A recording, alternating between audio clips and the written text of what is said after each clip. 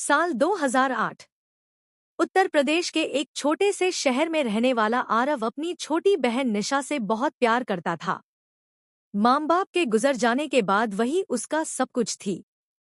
आरव दिन रात मेहनत करता, सुबह कपड़ों की दुकान पर काम और रात में गोदाम में माल उठाने का काम, सिर्फ इसलिए ताकि उसकी बहन की पढ़ाई कभी न रुके।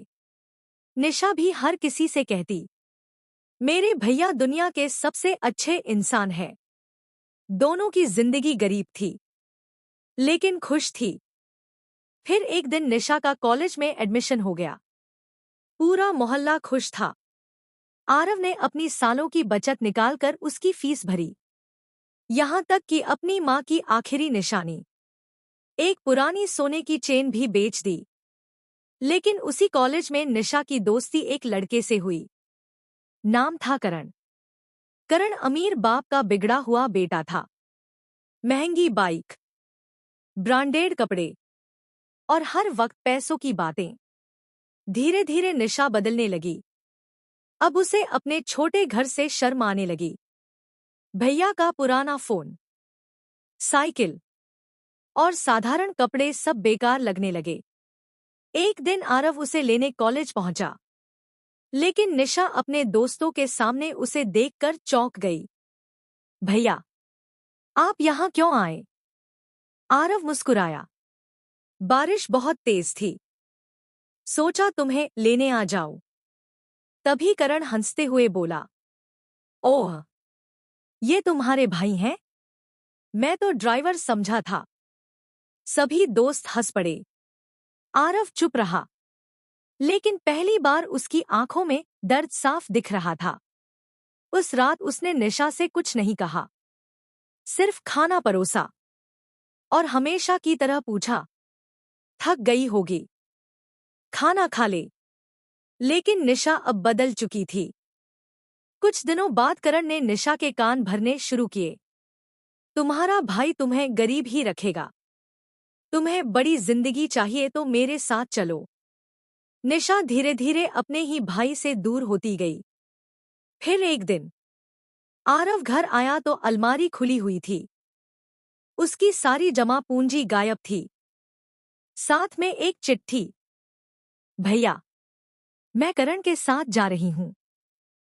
मुझे गरीब जिंदगी नहीं चाहिए। मुझे मत ढूंढना। वो चिट्ठी पढ़ते ही आरव के हाथ कांपने लगे। उसने पूरी रात अपनी बहन को फोन किया, लेकिन फोन बंद। मोहल्ले वालों ने ताने मारने शुरू कर दिए। जिस बहन के लिए इतना किया, वही सब लूटकर भाग गई। उस दिन पहली बार आरव टूट गया, लेकिन उसने फिर भी पुलिस में शिकायत नहीं की, क्योंकि उसके लिए निशा आज भी उसकी छोटी बहन थी। समय बीतता गया। करीब एक साल बाद एक रात तेज बारिश हो रही थी। आरव दुकान बंद करके घर लौट रहा था, तभी उसने सड़क किनारे एक लड़की को देखा। फटे कपड़े, चेहरे पर चोट के निशान और आंखों में डर। वो निशा थी। आरव कुछ पल उसे देखता रह गया। निशा रोते हुए उसके पैरों में गिर गई। भैया, मुझे माफ कर दो। करण ने उससे शादी नहीं की थी। वो सिर्फ उसके पैसों के पीछे था। सारे पैसे खत्म होते ही उसने निशा को घर से निकाल दिया, यहाँ तक कि उसके गहने भी बेच दिए। निशा फूट फूट कर रो रही थी। मैंने आपका दिल तोड़ा, आपका भरोसा तोड़ा। मुझे सजा मिल गई भैया। आरव की आंखें भी भर आईं। वो चाहता तो उसे छोड़ सकता था, लेकिन उसने अपनी बहन को उठाया और चुपचाप घर ले आया। घर पहुंचकर उसने वही पुरानी थाली निकाली, जिसमें बचपन में दोनों साथ खाना खाते थे। निशा रोते हुए बोली, आप इतने अच्छे क्यों हैं भैया? आरव हल्का सा मुस्कुराया, क्योंकि रिश्ते गलती से खत्म नहीं होते, सिर्फ लोग हार मान लेते हैं। उस रात दोनों बहुत रोए, लेकिन कई टूटे रिश्ते आंसुओं से फिर जुड़ जाते हैं। मोरल: सच्चा रिश्ता वो नहीं जो कभी गलती न करे। सच्चा रिश्ता वो है जो गलती के बाद भी साथ न छोड़े।